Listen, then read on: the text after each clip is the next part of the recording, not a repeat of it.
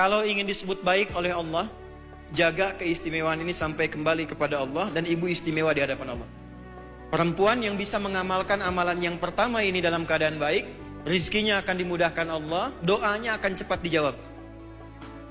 Jangan dulu amin sebentar. Pertama, dia punya sifat iffah.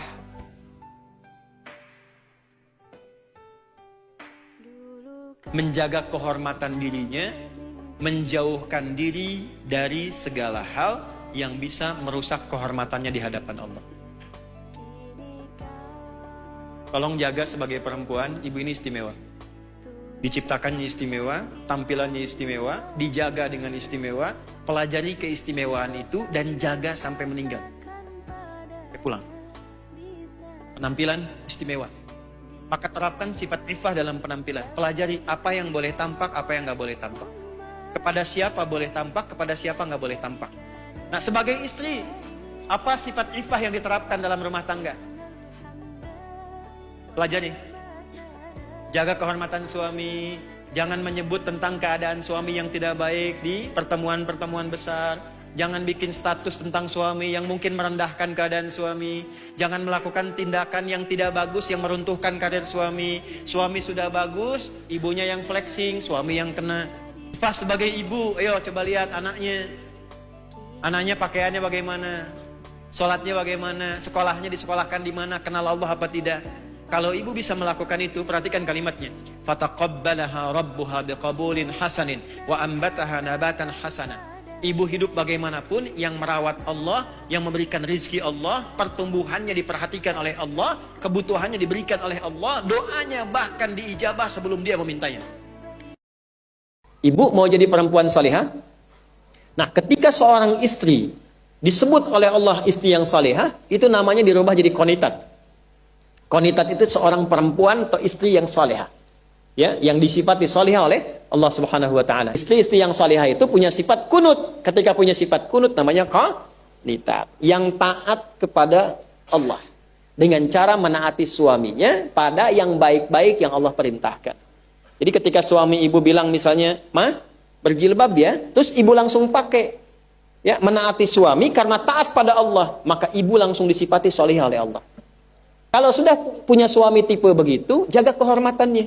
Maka dia menjaga kehormatan suaminya yang tidak dia bincangkan, walaupun dia punya persoalan dengan suaminya, tutup.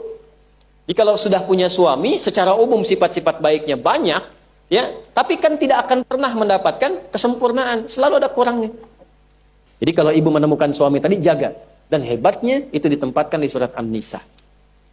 Sesuai sifat qanitatnya. Karena Nisa itu dari kata nasa, artinya sifat yang sering mencurahkan apa yang dirasakan. Untuk memberi kesan bahwa ibu-ibu itu sependiam apapun kalau ketemu temannya cerita. Maka diantisipasi, jangan sampai yang diceritakan suaminya. Pengajian kan begitu juga, Ustadz belum datang kan nyapa. Jeng, apa kabar? Alhamdulillah sehat nih. Semangat, semangat. Kapan nyampe? Jam sekian. Keluarga gimana? Di situ masalahnya. Terus temannya bikin status, nggak nyangka ya. Nah, itu nyangka itu. Jadi kalau ada orang bilang nggak nyangka, dia sedang nyangka. Perempuan-perempuan muslimah, kalau masa sucinya rajin beramal, sholat, baca Quran, dia zikir, dia sholawat, masa haidnya kan berhenti itu sholatnya, ya kan? Itu semua kebiasaannya dituliskan pahalanya walaupun dia sedang libur dalam haidnya. Maka saya nasihatkan pada muslimah dimanapun berada, dalam keadaan masa suci perbanyak amal saleh, karena Anda akan mendulang pahala pada masa haidnya. Cepat, mumpung belum datang masa monoposnya. Kalau sudah tiba masa monopos, nggak ada bedanya nanti, karena semua berjalan lagi. Kita menghargai semua perkembangan pengetahuan, teknologi, peradaban dan sebagainya. Tapi ibu jangan sampai lemah dalam satu hal ini. Demi Allah saya katakan, apresiasi tertinggi dari Allah kepada seorang perempuan yang telah berumah tangga ternyata bukan profesi dunianya, tapi ketika ibu bisa optimal menjadi seorang ibu dengan semua tugasnya. Perhatikan hadisnya di At-Tirmidzi, "Idza shallatil mar'atu salataha wa shamat shamaha wa hafizat farjaha qila laha yaumal qiyamati udkhulil jannata min haitsu syi'ti." Kalau ada seorang perempuan gak pernah sholat sunnah, cuma sholat fardu saja, gak pernah puasa sunnah, puasanya Ramadan saja, dia menaati pada suaminya, menjaga kehormatan keluarganya, dia menempatkan tugas di rumah sebagai tugas utamanya, maka apa yang terjadi? Qila laha yaumal qiyamati, dikatakan kepada perempuan ini saat kembali kepada Allah di yaumul hisab, udkhulil jannata min haitsu syi'ti, cepat langsung masuk surga dari pintu mana saja yang kamu kehendaki, gak ada hisab.